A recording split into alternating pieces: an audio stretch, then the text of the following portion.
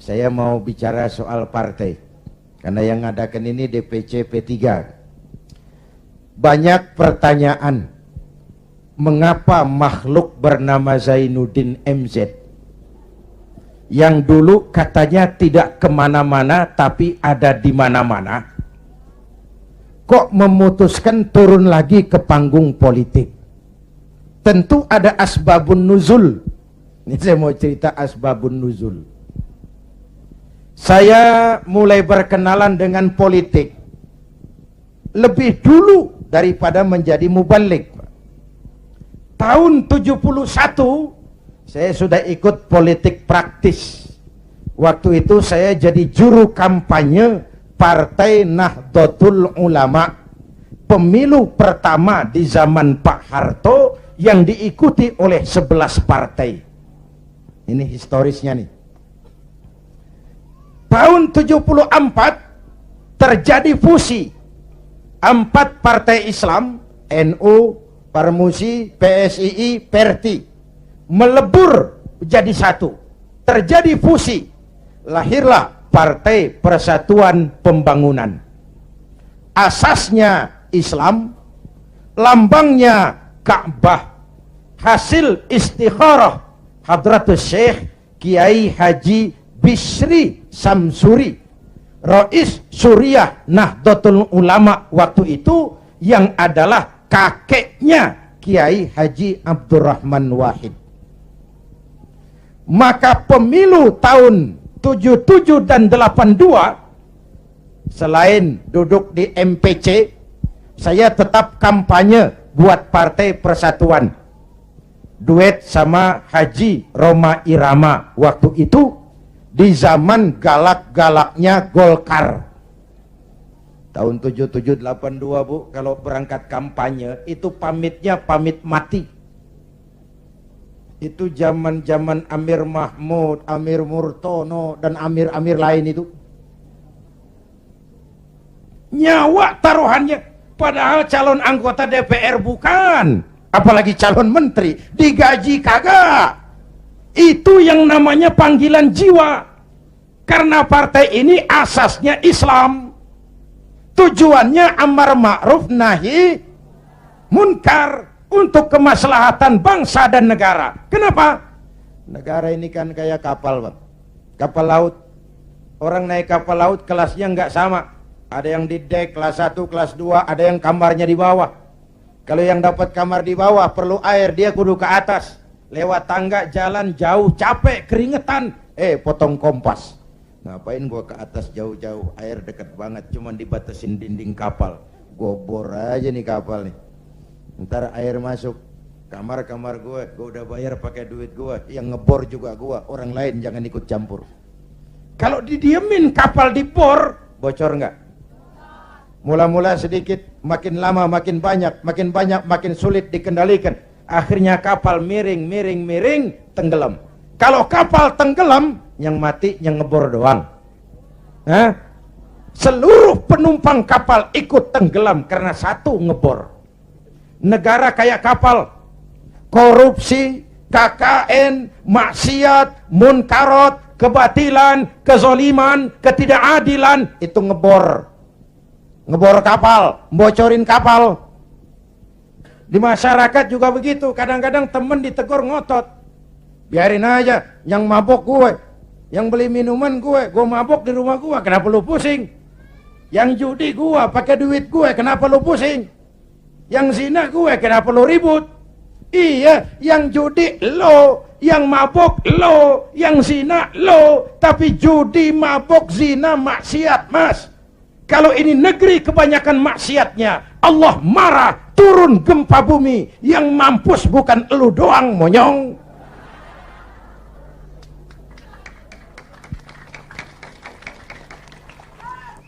Jelas? Jelas? Iya, kalau kita makan nangka kena getah sih resiko. Enggak makan nangka kena getah, sial namanya. Jelas? Jelas? Nah, singkat cerita, lalu tahun 83-84 diundangkan asas tunggal Pancasila. Golkar makin tirani, makin otoriter. Tidak boleh lagi ada ormas dan parpol yang asasnya Islam. Kalau tidak mau terima asas tunggal, bubar. Maka dengan berat hati waktu itu P3 menerima asas tunggal Pancasila daripada dibubarin. Lambangnya berubah jadi bintang. Betul? Masih ingat? Saya protes waktu itu kepada guru saya, Hadratul Mukarram Kiai Haji Dr. Idham Khalid. Ini nanti soal silsilah, Pak. Beliau salah seorang pendiri P3, termasuk presiden pertama Partai Persatuan. Pak, kenapa diterima asas tunggal Pancasila? Kita harus melepas asas Islam, kan rugi. Beliau senyum, apa kata beliau? Zainuddin, ibarat warung, kita sekarang nggak boleh dagang nasi uduk. Biarin aja dagang pisang goreng dulu. Sebab kalau kita dagang nasi uduk juga, warung digusur. Biarlah dagang pisang goreng dulu, yang penting masih punya warung. Nanti kalau keadaan aman, kita dagang lagi nasi uduk. Ya, Masya Allah, orang tua bijaksana. Tapi saya sudah kadang frustasi. Apa artinya lagi berpolitik kalau asasnya tidak Islam? Maka sejak tahun 84, saya mengundurkan diri dari panggung politik. Saya konsentrasi penuh kepada dunia dakwah. Ketika itulah lahir prinsip, saya tidak kemana-mana, tapi saya ada di mana-mana. Itulah politik dakwah. Itu politik dakwah. Kenapa? Waktu itu Golkar kejam, Pak. Tidak boleh ada bunga indah tumbuh di luar istana. Tidak boleh ada bunga indah tumbuh di luar istana. Maka saya harus ngatur strategi supaya saya bisa dakwah ke sana dan kemari. Saya lahirkanlah prinsip tidak kemana-mana, tapi ada di mana-mana. 97, ini cerita singkat. Mulai terjadi krisis moneter. Rupiah kita anjlok, dolar naik ke langit. Ya Bu? Ya Bu? Dari 2.500 dolar sampai 17.200, bagaimana nggak kolab? Akibat krisis moneter muncul yang lebih makro, krisis ekonomi. Sampai sekarang kita masih ngerasain, ya Bu. Perusahaan besar ambruk, konglomerat terpuruk, hutang numpuk, pejabat ngantuk, PHK di mana-mana, lapangan kerja sulit, pengangguran meningkat, kemiskinan naik, kriminal menjadi-jadi, harga-harga kebutuhan tiap hari berlomba dan membumbung. Ini ibu-ibu di dapur kan ngerasain bener. Ya Bu, tadi udah ditanya tuh mau Ustadz kita, beras naik enggak? Naik. Minyak, kecap, bapaknya anak-anak pikir dulu baru nyaut, naik.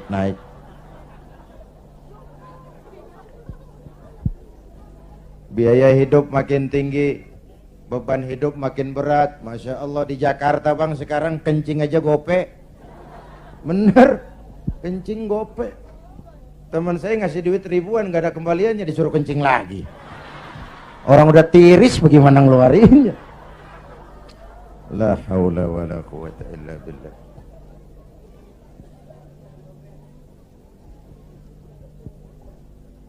Akibat krisis ekonomi muncul yang lebih mengerikan, krisis kepercayaan. 97, reformasi bergulir, mahasiswa turun ke jalan, Pak Harto lengser. Ini turunnya Pak Harto, Pak Bu, saya punya dua catatan penting. Pertama, betapa besar arti kepercayaan. Ini kan PDIP sama P3 lagi dapat kepercayaan, jadi orang nomor 1 dan nomor 2 di Indonesia. Nyari kepercayaan berat, menjaga kepercayaan lebih berat. Kalau dipikir-pikir, Pak Harto kok bisa turun? Apa nggak punya duit? Banyak. Apa nggak didukung tentara? Oh, sebagai presiden dia panglima tertinggi ABRI, Pangkostrat mantunya. Kok turun? Jawabannya tidak dipercaya. Tidak dipercaya.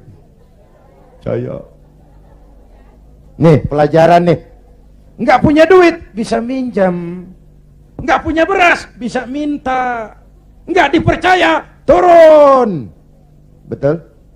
Luar biasa kepercayaan itu. Ibu-ibu dari sore mau duduk besini, nggak minum, nggak makan, kan karena percaya sama saya. Bener? Entah lo nggak percaya, gue bacok. Bener, Bu? Kepercayaan penting.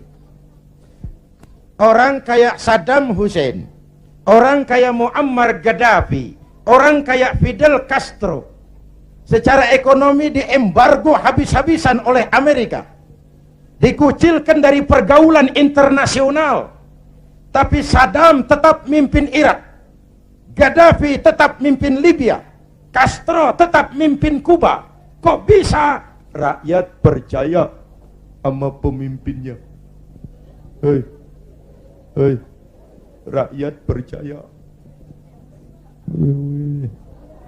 Rakyat percaya. Ya, Bu? Ya, Pak? Kalau nggak dipercaya udah berapa dah? Ini.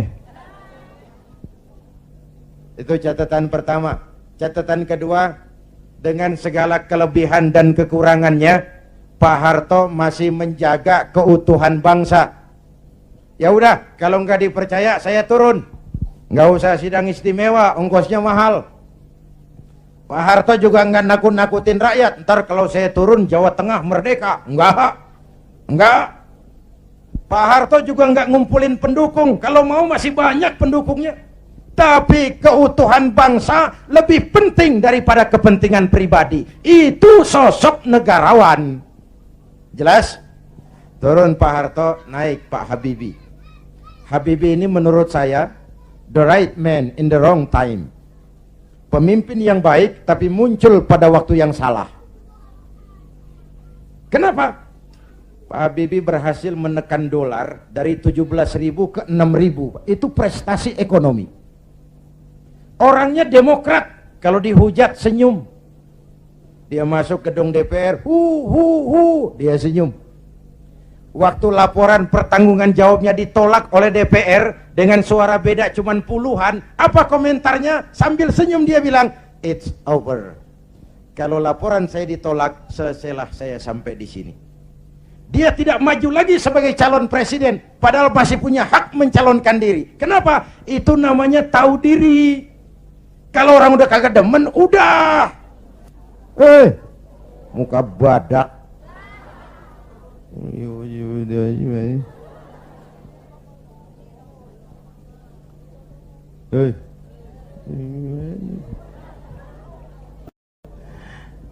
Ibu bapak hadirin, nah setelah reformasi bergulir, muncul begitu banyak partai.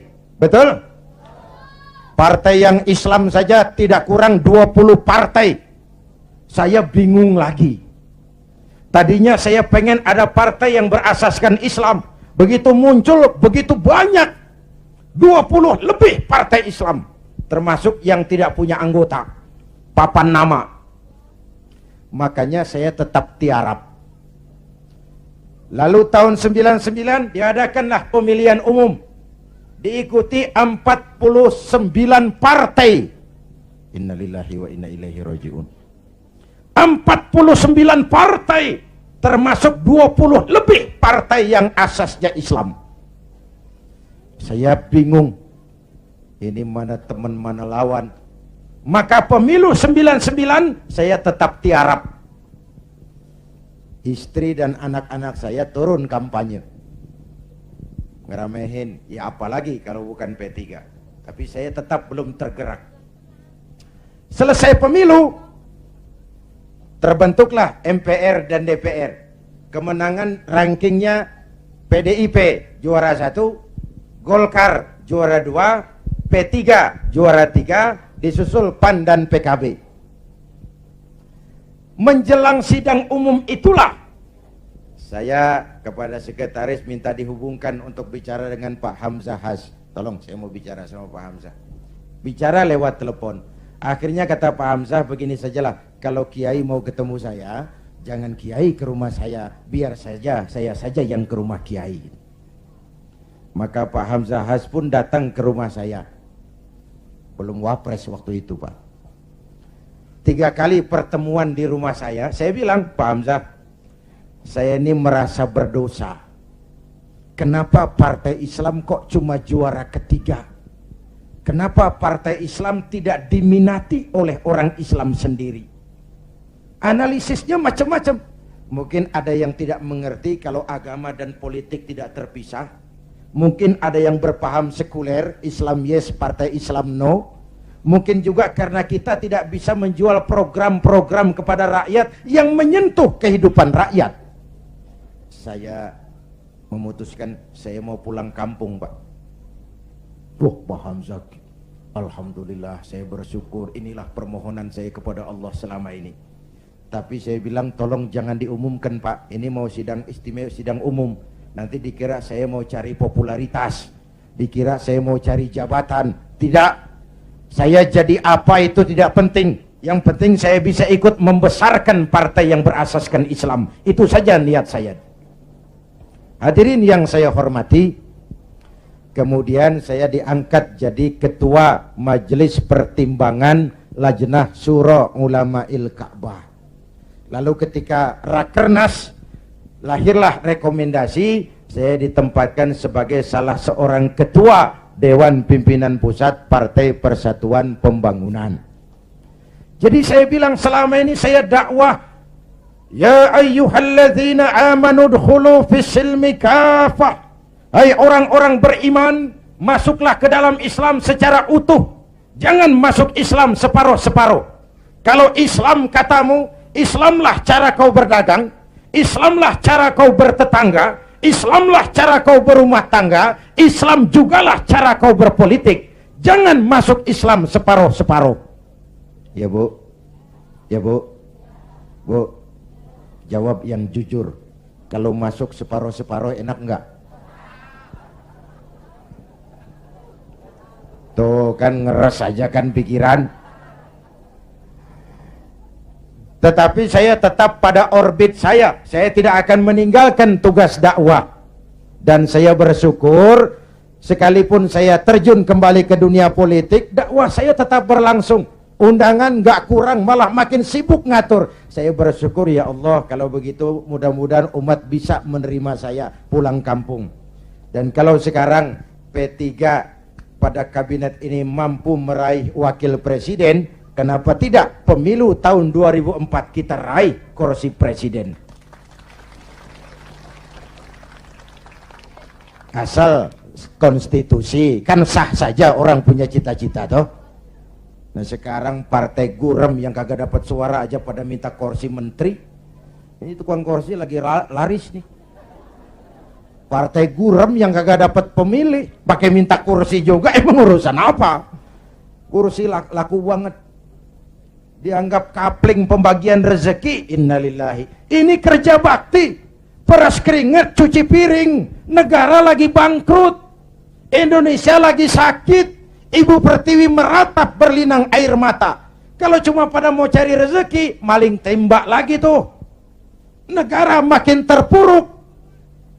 Ibu bapak hadirin yang saya hormati, karena itu kita doakan Bu Mega dan Pak Hamzah mampu melaksanakan amanat rakyat. Amin ya Rabbal Alamin. Dan kita semua rakyat tetap menjaga kebersamaan, persatuan, kerukunan, dan kekompakan. Perbedaan jangan dianggap permusuhan. Justru ciri demokrasi kemampuan memanage konflik, bukan menghilangkan konflik, tapi memanage konflik menjadi kekuatan untuk membangun ke depan. Hadirin, inilah sekelumit yang dapat saya sampaikan malam ini. Mudah-mudahan baik mensyukuri kemerdekaan maupun kehadiran saya di partai menjadi jelas adanya. Bukan karena target pribadi, tapi karena inginan memberikan kontribusi yang lebih real kepada umat, bangsa, dan negara tercinta ini. Terima kasih atas segala perhatian. Mohon maaf atas segala kekurangan. Jumpa lagi di lain kesempatan. Usikum wa nafsi bitaqwallah. Wassalamualaikum warahmatullahi wabarakatuh.